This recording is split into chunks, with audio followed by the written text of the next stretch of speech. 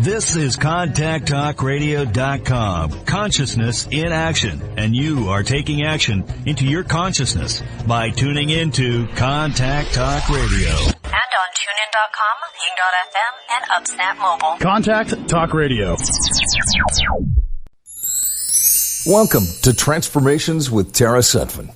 Tara Sutphin is the author of Blame It on Your Past Lives, Soul Agreements, and The Abenda Chronicles. Grammy-nominated audios, videos, and MP3 series. You can find these MP3 series now at TaraInsight.com.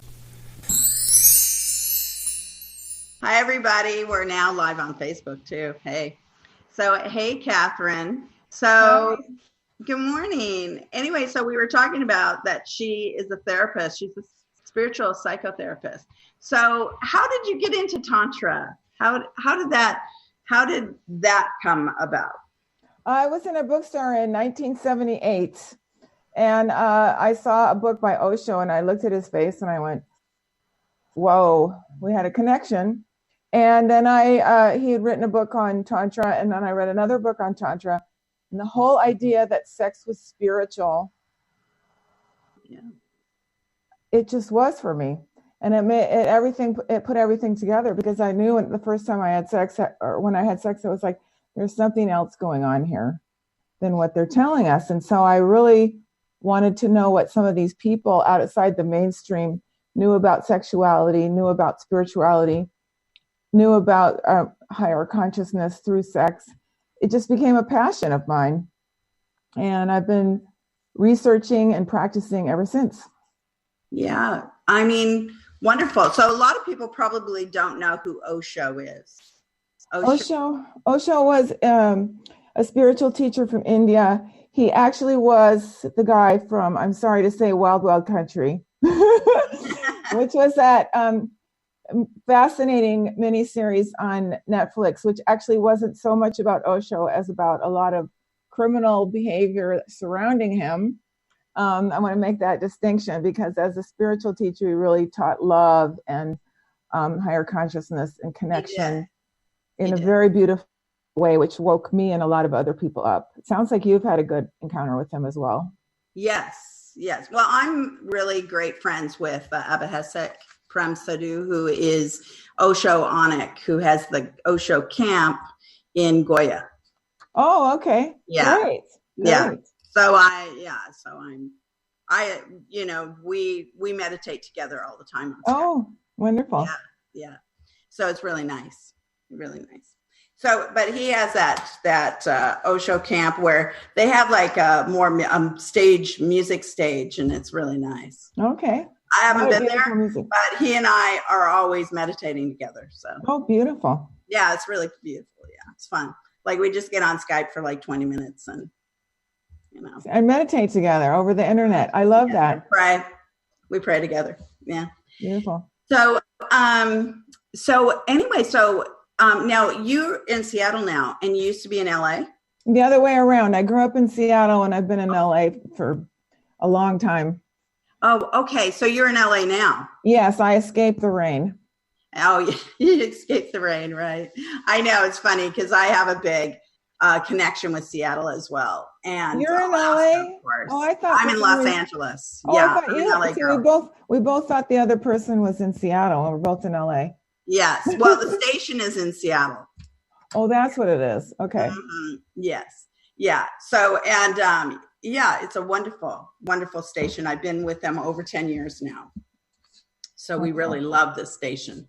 We love CTR Network. It's consciousness in action, and it's been a really great platform for sure. Beautiful. Now, so had you gone to the ashram in India? Yes, I lived there for a year, 99 to 2000. And it was a full-time immersion in Tantra and meditation. And it was people from all over the world, most fascinating people of all ages, all ethnicities, all persuasions. Of course, everyone was affluent enough in some regard to go on a spiritual quest to India, although you can live there very cheaply. People were often more educated, but it was this vast array of fascinating people, all there to raise their consciousness, all there to connect with each other.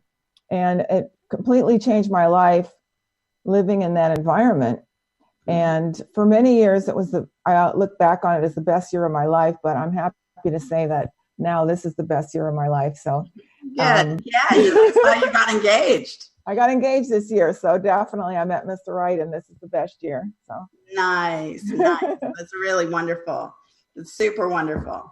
So now Osho wasn't alive probably in 99, was he? So, no, he died in 91. 91. Yeah, I remember that. There was still 3,000 to 5,000 people there a day. It's very rich. I'm not sure today, but at the time it was this biggest personal growth center in the world, bigger than Esalen or any of the other major ones. Yes. Well, he practiced that, the earth is the earth and spirituality is spirituality. It has really nothing to do with the other than you can make your life spiritual no matter what. And that was his message. And that's the Tantra message, which is that it's not spiritual and not spiritual. It's all spiritual. Yes. And so that's how Tantra came to be connected with sex, because it was like, if everything's spiritual, then sex is spiritual. And the anti-sex people were like, you can't call sex spiritual. You guys are all into sex. It's like, well, we're not all into sex. We're just saying everything's spiritual, including sex. Right. And so Osho is the big proponent of it's all good. Right. It's all, it works in Everything the world. Can be if you want your life to work, you have to be okay with who you are as far as just a spiritual being and living in a physical body.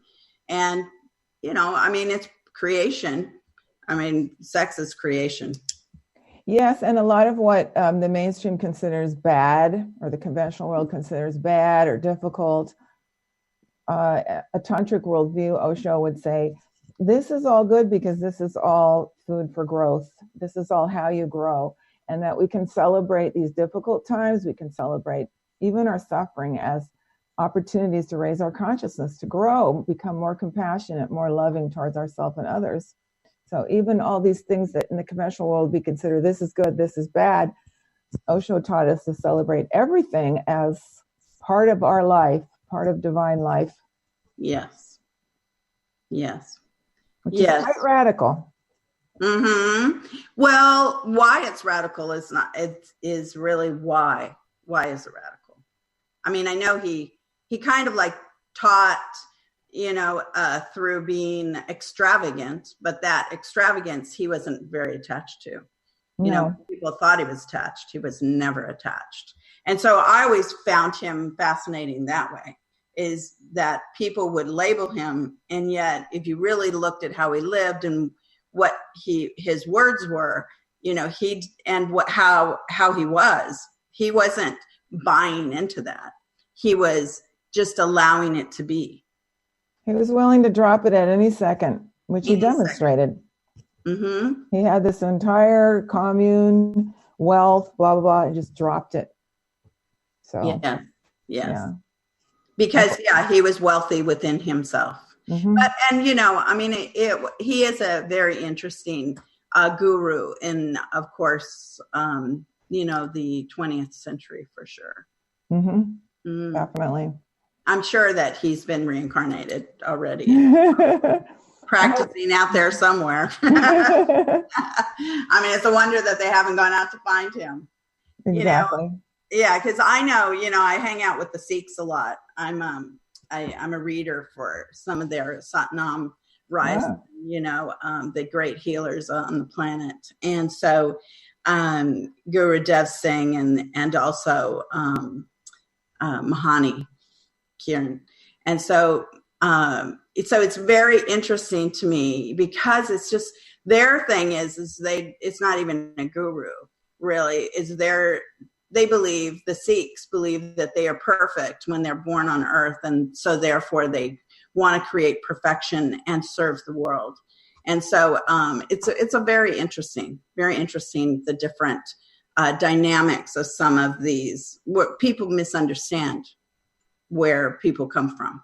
They're so peaceful that they don't really know what to think. So, they don't even talk about sex because it's just a part of life, period. Yeah. It's not traditional or non-traditional. It just is. You're on the planet to serve, period. Beautiful. Yes. Yeah. So you're in LA. I'm in LA.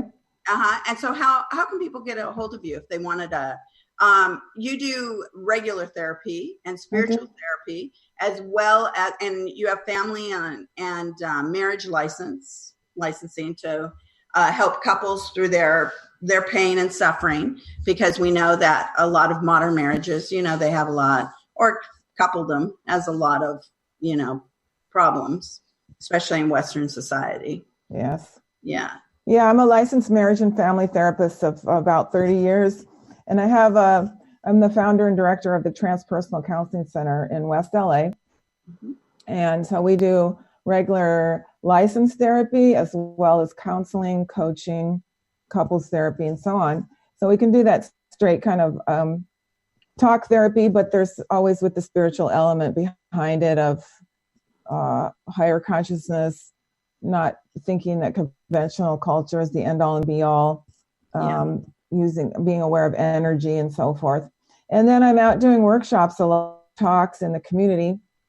We just added I don't know if you're interested in this, but we just added a specialty of, we've always had it, but since the mainstream's going crazy about psychedelic integration, we're now saying we do that as well, again, for higher consciousness.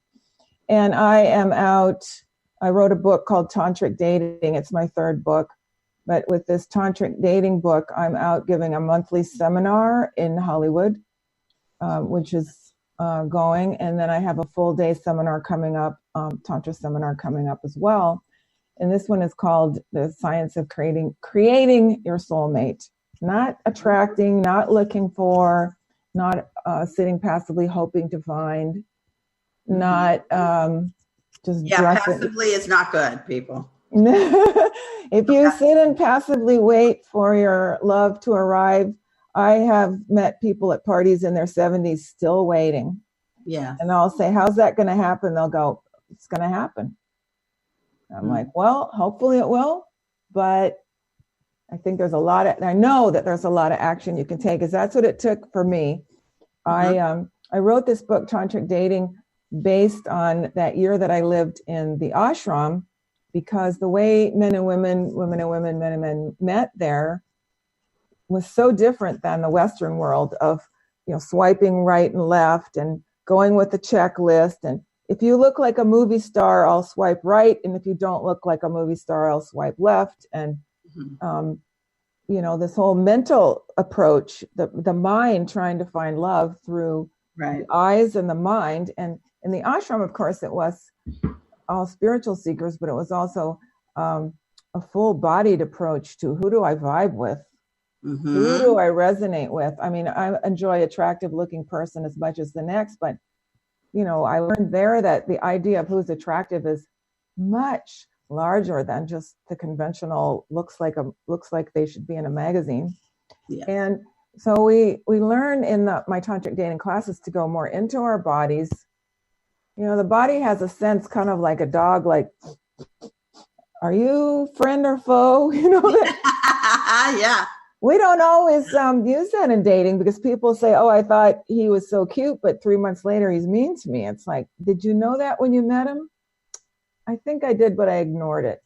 So in tantric dating, we learn to pay attention to the messages of the body and know that we need to take some action to find someone, and know that love is everywhere. I had to become a more loving person to attract love. I thought I was a loving person, but I had to notice that my dating life reflected a lot of half-loving behavior coming back at me. And I had to, who's creating that? Who's creating these attracting partners that are half-loving? That's me. So I had to take a look at a lot of my stuff and use the dating process to increase my frequency to become a more loving person. And then later in life, when they say you can't do it, I attracted a fabulous partner. And as you said earlier, we're now engaged. that's what I want to teach people in the tantric approach to dating, which is it's not yes or no right up front. It's like everyone's a possibility. That doesn't mean I'm going to marry everyone. Mm-hmm. Doesn't mean I'm going to have sex with everyone, but everyone as a human being is an opportunity for me to be more loving. And we can do that even in dating. Yes. The conventional world is about trying to find love by being unloving. And it's no surprise that is not working. Yes. To go out into the dating world as an unloving, no person and then expect to find love. Unlove can't attract love. Mm-hmm. So a lot of my teaching about being a single person finding love is as I raise my own frequency, as I become more loving, as I can sit across the table from any date for my 45 minutes to an hour coffee date or a glass of wine or whatever we're doing, taking a little walk, I figure out how to love this person and say yes to them, even if I'm not going to see them again. And that yes goes out into the universe as a frequency to attract, oh, she's a yes person. We'll send her a yes person. So in my case, this is what I learned actually in the trenches, taking that tantric experience into the dating world, which is very cold and unloving, and learning how to spiritualize dating and then attract a perfect soulmate. And then I also teach, once we get into a relationship, how techniques to continue that soulmate relationship. But this initial stage of how do I find a partner, this is a beginning step. Is becoming more open actually within your heart center. Absolutely, opening the heart. And I understand that's difficult because most single people have had their hearts broken, smashed to bits. Smashed. They've been rejected for all kinds of reasons that may or may not have anything to do with themselves. True. Often people who have difficulty finding love come from difficult childhoods, and there might be some digging to do. I had to do a lot of that cleaning out of the messages I got from a difficult childhood. Mm-hmm. Well, you can be such a loving person and not really be blindsided by somebody. And then the meaner partner is mean, defensive, crazy. They get crazy because we see a lot of crazy. And you think, wow, that's interesting. And I was with that. Yeah. Yeah, you're looking back, you're going, non-trust comes in and then it's like, woo, let's not go near anyone. Exactly. Yeah. So we have to be really careful of that. It's true. I would spend years alone recovering. It's like I would get in these relationships that were half loving, and then it would take me a couple of years to recover. And all that time we could be practicing loving instead of not loving. Now I understand, but I didn't understand back then because I was just desperately trying to figure out from what the mainstream culture was telling me. A lot of my clients will come in, probably yours as well, and they'll be quoting these things all these articles, all this content that they've read online about how to find a partner and what ghosting means, and men are this and women are that, and it's like a lot of this is not great advice. It's perpetuating an unloving environment. Men are unloving, women are unloving. I don't find that so. But the dating world is encouraging people to do more of that. Yes. For an example of this, I'll notice that, a woman will be dating a man who seems very nice, but he's not very communicative. And the other girlfriends will be saying, throw him out, get somebody who can talk better. It's like, well, most men, the male culture doesn't actually support learning how to talk about your feelings. The female culture does. So a lot of men would like to be more communicative. They just don't know how. And so we can lovingly you can get some girlfriends to talk to. Exactly. Men don't have to do that for us. Our girlfriends can do that. Yeah. Because, there's a really, unless you're, getting together with a real cerebral type, I'm a real cerebral type, I'm a physical type and a spiritual type. I think I'm pretty well balanced. But the bottom line is that, the talking, men don't necessarily talk. They are from Mars. You know, that book was written. They are from Mars. Mars is a lovely place. I think it's kind of okay now to bash men. And you know, I have been talking and giving classes for guys who are pickup artists who are, you know, demonized as the worst men on the planet. And these guys are lovely. They're trying to improve, learn how to meet women. And you know what? They all want to meet a girlfriend. They really do. They're really bumbling along, trying to figure out better ways to meet women. There are bad apples, but the majority of them are just trying to get a girlfriend, and they just don't know how. Yeah. It's very sweet. It's very sweet to see men trying to improve themselves, trying to find love just like everyone else. Well, I think that generally, even the guys who are, you know, they're serial in trying to find that bliss, you know, they're really looking for somebody who can match them in that area. And necessarily, and that usually brings in a real blissful person for them, but they're both maybe so manic that it topples over pretty quick, you know? Yeah. So it's definitely a consistency, learning. This is what I find with friendship, with love, is consistency. You're not going to get along every second of the day, but you can be consistent on how you are as a person that you just generally love. And so things work themselves out, or it works out as it goes along. You don't have to be ugly or upset, because that takes away minutes in your life. And the bottom line is really, this is a very short life. Everybody lives very short lives. In the span of the planet, which is millions of years old, we have 100 years. Really? Do you want to spend it fighting? You know, we're only so long as sexual and beings. You know, we can be spiritual all we want to the whole time, but sexual beings, you know, usually it's kind of a span. So allow yourself to be loving and be nice. It's kind of a span, that sexual life. And I think that is also news that ought to be shared, is that as we are increasing in age, because people are much younger and sexier at 50 and 60 and even 70 now, I'm noticing, than they used to be. And so this whole idea that sex gets worse with age and people get less attractive, sure, it's because I've gotten older, but I also see that the stereotypes we had as kids about that are actually not true. And I'm really glad that a lot of people our age are starting to come forward and say, it doesn't die off. It doesn't have to. It can. But if you want to stay alive sexually, romantically, physically, vibrant, you can look around and find examples of that didn't used to be there. And that sex, as you get older, may not be as performance-based. It may not be it may go into a more loving kind of phase, but that it can be actually even better. And it can go into the tantric forms of love making, where making love for hours is possible.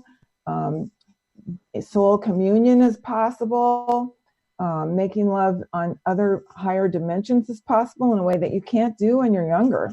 Yeah. So it's true that there may be a sexual lifespan. I don't know if we've reached the end of it. I don't think we ever reach the end of it. I'm thinking more on like until you reach puberty and you know, settle in to get married and have children and what all of that entails, you know, I mean, to really have a loving base. Exactly. Yeah. Yeah.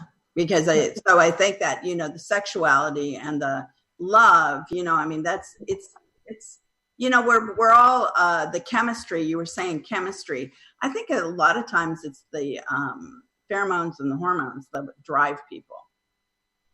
I think so too. And I think that the hormones and pheromones are good indicators of attraction. And then at the same time, we need to look at those and go, is this my attraction to something healthy, or is this my unhealthy patterns again? Right. How do you decipher that? Because that would be interesting.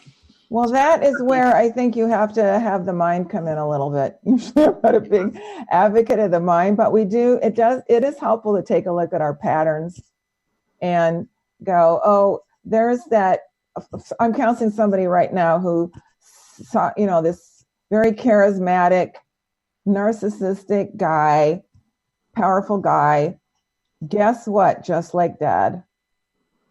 So it's like we get this resonance to this person and we go, oh, that means true love. Well, that resonance might mean my worst nightmare, just like, I don't know if your dad was the worst nightmare, but I'm just saying it could be this difficult pattern. So often we'll go, oh, that's chemistry. That means I should be with this person. And actually that chemistry might mean I should run in the opposite direction. Right. Right. There's a famous quote from Terry Gorski. He's an addiction therapist, and he says, if you see that stranger across the room and you get that hit, you should run in the opposite direction because it's probably your worst nightmare. So there's always this example of everyone knows this example of, it's usually given as a woman, but it could be a man, of a woman who was beaten by her father in childhood, so she keeps ending up with guys that beat her. And we all go, why is she still with him? It's like, well, she felt that chemistry. And she may have started dating him and he seemed like such a gentleman, such a nice guy. Yeah. And then the behavior starts arising. So that initial chemistry spark could be, oh, that's my worst nightmare. Now, spiritually and psychologically, I need to work that through again, but I don't need to do it with this person. A lot of times the spiritual message is to be able to say no to that kind of love means you're protecting your heart to be open to someone who's not going to be that pattern. Yes. So actually by being able to say, I feel that chemistry, I enjoy it, but I'm not going to act on it. That builds third chakra strength to be able to know that you'll protect yourself against this dangerous kind of love and that you're open only to nourishing love. This is a very important part of the spiritual path and the dating path. Yeah. And this is another way dating can serve your spiritual path, which is I say no to that chemistry that's not good for me, even though I feel overwhelming attraction. I just say no. I want to date him, but I'm not going to because I know this is not good for me. And then I'm going to continue to date and be open because I demand of life that I have someone more loving. I had to do this myself. The last relationship right before I met Greg was exactly my pattern, that rushing chemistry. We were flying off to Mexico to having a wild weekends and so on. And it was like, no, this is my pattern. This is only a half loving person. I say no, I'm not going to continue to pursue this. And when I was really firm in my no, I was able to go out and date again. And that no created the biggest yes. Right. So what do you feel is a half loving person? Well, I know I was, even though I didn't think so, I was judgmental. For example, a guy had to look a certain way, make a certain amount of money, do this and that, and so on. And I mean, my guy is great looking, but it's like that, those kinds of criteria are very unloving. That means I can only love people who look a certain way. That's not so far away from I can't love people who are Black or Muslim or any kind of prejudice criteria you might have, which is certainly we can all see are not criteria that are in any way meaningful. So most people, most of your audience, most people I know are kind and generous and we want to have friends of all types of people, Black people, Muslim people, everyone, every age. And yet suddenly we go into the dating world and we become super prejudiced. It's like, I don't know what that's about. And when I finally realized that, I went, wow, why would I be loving in my friendship life and unloving in my dating life? One of my clients, for example, likes to tell the story that before she started working with me, she had checked on the boxes on whichever dating site, no Muslims. And of course, you know the punchline that's coming. Who do you think she's married to now? Of course, because what you resist, you draw to, you period. A wonderful Muslim man. But she loves to tell the story that was her dating prejudice. And so that's half loving, is judging people by criteria that you wouldn't use in the rest of your life. Mm-hmm. Half loving is kind of always dating the person with one eye towards. One thing we do in the conventional dating world is we're always looking for what's wrong, Mm-hmm. so that we can eliminate them. And one thing I suggest, or Tantra suggests, is that we always be with what's right.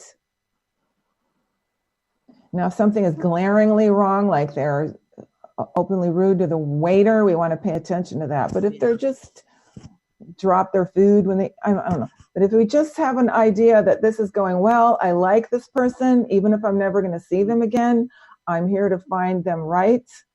This is more loving than conventional dating, which is very unloving, always with the analytical eye to what's wrong with this person. Yes. I don't like their shoes. What about those shoes? Do you think I could date someone with those shoes? You know, it's like, this I would call half loving. They might think that of me. I've never been in name brands of anything. You can't see my shoes at this point for a reason. No? I don't have any on. Yeah. No. So the thing is that interesting how the judgment of can take us into like squeezing our life into nothing. Yeah, it's so negative, and we really are not aware that it's so negative, because I do believe most daters are really trying to do the best, or really sincerely trying to find someone. They're following a lot of advice on the internet about actually become more judgmental. Mm-hmm. Become more judgmental, you know, and that to me seems to be leading in the wrong direction, because we don't want a world full of more judgmental people. Right. I know like people will say they don't want their boyfriends to be watching football and it's just like, wow, you got to look at when people have hobbies and they have like, a motivation towards things, that in actuality, they're living life. And it's not necessarily what you want to do, but it's allowing them to do whatever they want to do. And you can find, you have time for your friends then. Exactly. And also you want to encourage your partner to be following his passions. Yes. Because it's very important, I believe. People who, because I get a lot of people who don't want somebody who's not been married and who has no children. And, it's like, well, after the age of 25, sometimes that can't happen. There's bad, they've already had their heart broken maybe a couple times. So, yeah, you got to go with the flow. And that's a good sign that someone's capable of love. Yes, I agree. And that they are capable of commitment. Mm-hmm. And that they are able to put aside their own ego needs for someone else. So these are all very good qualities. Yeah. There's a great story told by another dating coach. I'm sorry, I don't know her name. I'd like to be able to quote her, but she was talking about a client of hers who had gone on 3 dates with this guy, and they were going home. She'd had a really good time with him for 3 dates, but on the way home from the restaurant, she was going to be delivering the message that wasn't going to work for her, because she had a criteria that he needed to make $100,000 a year, and this guy made almost, but not quite that much. And she also wanted a guy without kids, and he had a couple of kids. Mm. And on the way home from the date, the car in front of them hit and run a dog. Mm. And this man that she was about to reject jumped out of the car, scooped up the dog, put it in the back seat, drove to an emergency vet, paid for the animal to be saved, located the owner, called the owner, told them what happened, and then drove the pet over to this woman's house, the owner's house. And this woman said, I fell in love with him while this was going on. This is a man totally capable of love and care and protection. And I was about to reject him for these, these criteria that we use in dating, and I had gone through that route too, like make a list of, it's this law of attraction stuff of like, make the list thing. Exactly. Make this list, which is a shopping list, which is actually like, does he shop at Barney's or, this kind of thing. And this kind of list I found, I did it myself and I really believed in it. I think at some point my list was like 55 things wrong or something very unloving. but I was trying my best to figure out how to do this. And, Yeah.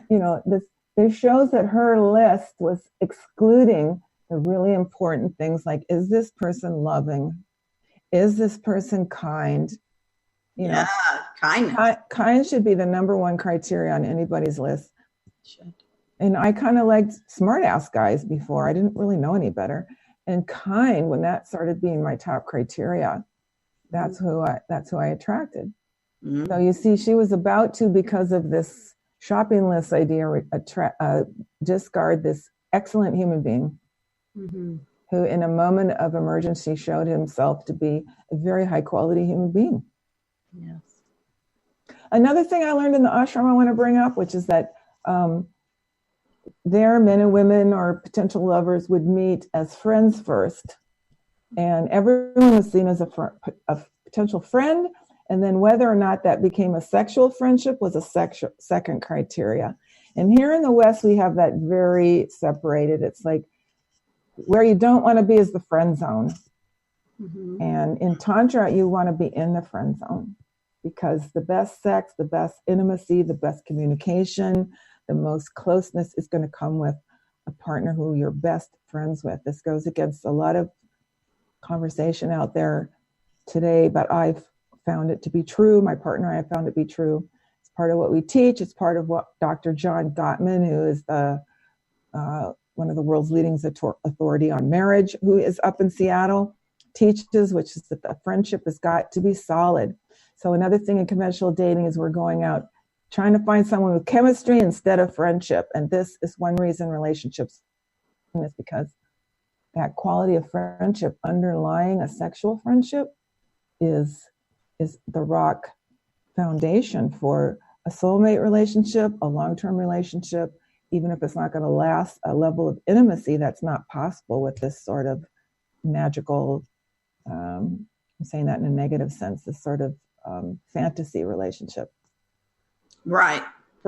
People do live in their heads. Mm-hmm. Yeah. They create somebody who, somebody else is not. Exactly. Yeah. And then they miss the real person and the real quality of friendship that's possible. Yes. And you can see from this story of the man with the dog, this is a man who's capable of friendship, caring, kindness, going out of his way to do something for someone else. This is a great partner. Yes. I mean, he may not be interested in all what she was interested in, and that was her criteria. That's what friends are for. Yes, that's what friends are for. That's right, girlfriends. Exactly. Yes. Yeah, I agree. Yeah, you have to make your whole life into a, creating fulfillment in a lot of different areas. And friends are really great to have. Oh, for sure. Definitely. I definitely have great girlfriends. So now on the Tantra level, what exactly you like when you're teaching it, what is expected of like the person to like get rid of all their misconceptions about relationships? How do you feel is the first step on going toward more of Tantra? And Tantra is like what slow, amazing, just enriched, an enriching experience, correct? The first thing I do is help people come out of their heads. Like you said, the thinking, the mind is running us all and making us two-dimensional. So the first thing we try to do is we take the breath and we go into the body. And you may have done guided meditations like this. It's not so much different than that, except when we're down there, we go around and look around inside. This is like a 20-minute process where we just practice having our consciousness in our body and not just in our heads. A lot of people, that's a difficult concept. We're so taught to be cut off at the neck and just think and look and think and look and think. And looking and thinking are enjoyable, but it's cutting us off from our aliveness and the rest of our experience. So the first thing we do in Tantra is try to get ourselves embodied. And Osho gave us some meditations to kind of shake the body or move the body around or dance. Dancing. The dancing thing. We do a lot of dancing in Tantra. So just try to have the body be a comfortable place to be. Most people in America don't like their bodies too much. we're too fat, we're too stiff, we don't Yeah. look right, we don't have the abs. We're always constantly in this negative relationship with our body. So Tantra is trying to help us, no matter what our body looks like. Some of this, what I started learning is some of the largest people are the sexiest. Madison Avenue is not going to give you that, but when you're in a tantric environment, you're like, oh, let's really wake up, let's encounter each other body to body. So that's the first step, is trying to get consciousness in the body. Then, of course, later on, when you get into sex is a much different experience when you're actually in the body and not just in the mind. But your question was about just starting off, and anybody can just start practicing. Anyone who's listening to this right now could just start practicing bringing the breath all the way down, not just doing normal shallow breathing that we're all taught to do, but just take a moment, breathe all the way in, feel yourself against the chair. It's a more tantric moment because we're not just thinking, we're actually feeling. So we're using more of our senses than just the eyes, the ears. We're also feeling. We could smell, we could touch, and so on. And this just starts enriching our experience of life. And then, as we can remember throughout the day, bringing a more tantric approach, which is, if this moment is perfect, I'm the one who's in the way of experiencing that. Yes. So I'm always the kind of person that this room is either too hot or too cold. And so I sit with that. I go, is it really too hot? Yeah. Is it perfect? Yeah. And stop being locked in your head. Exactly. With the needing things to be right or wrong. Mm-hmm. If I'm sitting with a person, instead of going, I don't like their shoes or they don't make enough money, just going, how is this person just lovely to be with in this moment? What's great about them? Right. This is so radical. How could that become so radical to just sit across from a person and think how great they are? Mm-hmm. Even if they're not, you're going to become your best friend. You just sit and go, how great is this person to be in this moment with? That's a tantric experience. Okay. And so you're having a seminar. I do have this monthly seminar. Mm-hmm. That's in Liberate Hollywood. That's it's a lovely new space out in Hollywood. And that is a 2-hour monthly workshop for singles, helping them experience a lot of these things I'm talking about, because, the ideas are fine, but I put people in little experiences to help them actually experience it with their own self. And then I'm having a full day workshop come up at the end of September, which is the one on creating your soulmates. That's for singles and couples, teaching some of these things on how do we be soulmates in this moment? How do we progress in a relationship towards creating that soulmate quality? Mm-hmm. What is it that we can actually do? How can we develop ourselves? How can we hold the beloved? How could this person be the beloved in the moment, even if they're not my partner? Because practicing this invites the soulmate energy to us. Mm-hmm. Yeah, well, in psychic ability, when I teach psychic ability, it's really reality and illusion is a very fine line. So if you're being loving towards other people, then, love is going to permeate your life. Exactly. And and the opposite is true as well, which we don't realize, which is that if you're being unloving, which means judgmental, dismissive, then that's your life as well. So it doesn't work to look for love being unloving. I don't know how that was so difficult for me, but when I got it, I got it. If we want to find love, we need to behave in a loving manner. Right. Doesn't mean you have to pick up strangers along the road. Doesn't mean any of that. Doesn't mean anything. It's being a little more open on the people that you are surrounded with, as far as just allowing them to have a good experience with you, so that everybody opens up to finding who they need to in the world. Exactly. So people always come in at this point, does this mean I have to be with somebody I'm not attracted to? It's like, no. It's not even, I understand that question immediately comes up, but absolutely not.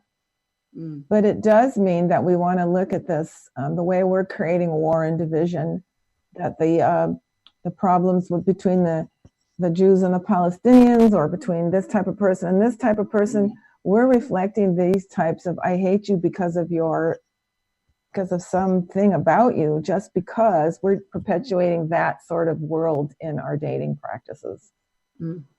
Yeah. And if Every we mother solve loves it, their children. if we solve that in ourselves, we're contributing to the world becoming a better place. Yes. More love in the world. Just each person who becomes more loving, the whole frequency of love rises. And we can do that in dating. It doesn't seem like it, but there's no place to start like the present. Yes. Yes. And I mean, it's not that all people are nice in the world. I mean, people have karma. But the thing is that when you open up who you need to be, then life will give you what you need. Yeah, other people don't have to be loving for me to be loving. Yes, that's the truth.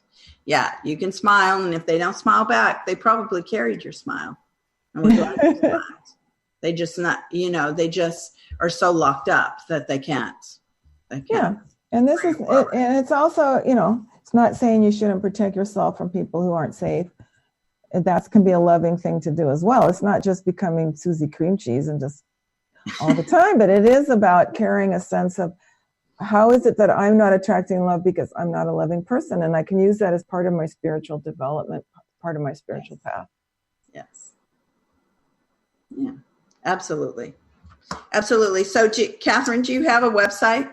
I do. My name is Catherine, spelled with a C. My last name is Auman. That's .com for my website. I have a whole YouTube channel of like 100 videos of all kinds of things about dating, spirituality, psychedelics, spiritual psychology, all kinds of things, which I hope people will take advantage of. And then follow me on Facebook with the same name. I love to stay in touch. Yeah, yeah. And it's so great. Catherine and I were already Facebook friends. That's right. For like 10 years. And I would see you doing stuff over the years, and then finally we connected. So yeah, it was really cute. And it was through Goodreads. We love Goodreads. Because we both have books on there. Yeah. Yeah, it's fabulous. It's a great little fabulous site. So now you're going to have the seminars, but do you do one-on-one sessions as well? Yes, I do. I work with individuals. I work with couples. We can do the once-a-week therapy. We can do extended sessions. There's lots of things available. You can see them on my website. We have my partner and I are working together with some couples now too. And it's just very exciting. Mm-hmm. So I would love to help. There's individual sessions, the YouTube videos.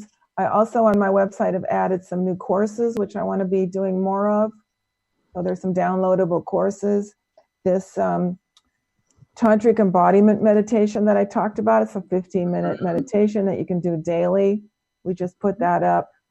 I just did it in a seminar, and you can download that and practice becoming more tantric by becoming more embodied and living more in your body. You can use this meditation daily, once a week, whatever would be helpful for you. Just remember how to get down in there, look around, walk around in my day more embodied. This is a revolutionary. It seems so simple, but it's a tantric approach to life. And then you are not just being guided by the mind and its prejudices. You're being guided by this animal intelligence, this spiritual intelligence as you go through your life, and if you're single, through your dating life and all your relationships. Yes. So that is wonderful. And the thing is that, so I was going to say too, do you have your books when you are at the seminars that you can sign a few books? Yes, and you can get them online. My book that I've been talking about today is called Tantric Dating, Bringing Love and Awareness to the Dating Process. And my previous book was Shortcuts to Mindfulness, 100 Ways to Personal and Spiritual Growth. And that's a book you don't have to sit down and read a whole book. You can just read a little, that's a little awakening for me today. That's a little something for me to think about. When people told me they read one every morning or every night before they go to bed. I love oracle books like that. Yeah. Fun. Yeah. Daily little ditties, something to make your day just bright. Yeah. Yeah. I call it little awakenings. Yes. Lovely. And so, okay. So CatherineAuman.com. It's CATHERINE. Auman, AUMAN. Correct. .com. Uh-huh. And so she has the 2-day upcoming and then, or one full day, right? One full day upcoming and then the monthly 2-hour seminars. 2 hours. That's where I got the 2. Okay. The 2-hour seminars. And so, she's in Los Angeles. Do you ever travel too? I do. I've been up in Seattle, come to speak of it, because my family's still up there. So I have appeared there at East West Books, and we're talking right now about coming back up in October, possibly, or November.